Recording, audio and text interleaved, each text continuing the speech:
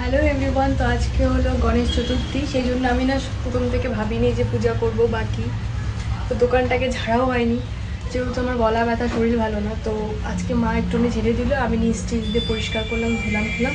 এবার স্নান টান করে ভাবলাম যে পুজোটা করাই যায়। পুরোহিতকে বলা হয়নি, নিজেই করে নেব।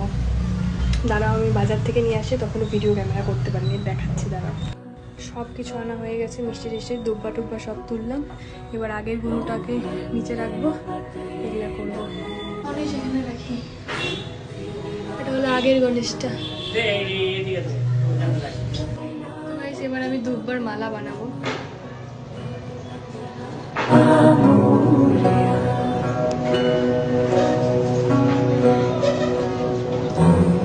गणपतये नमो नमः सिद्धिविनायक नमो नमः अष्टविनायक नमो नमः गणपति बाप्पा मोरया।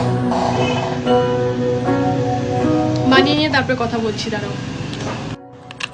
এই দেখো পুচকু গনুর জন্য পুচকু মালা।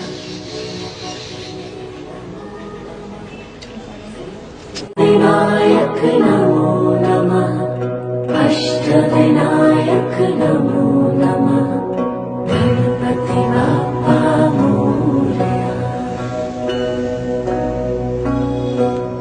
এই দেখো গাইস, আমার পূজা দেওয়া কমপ্লিট।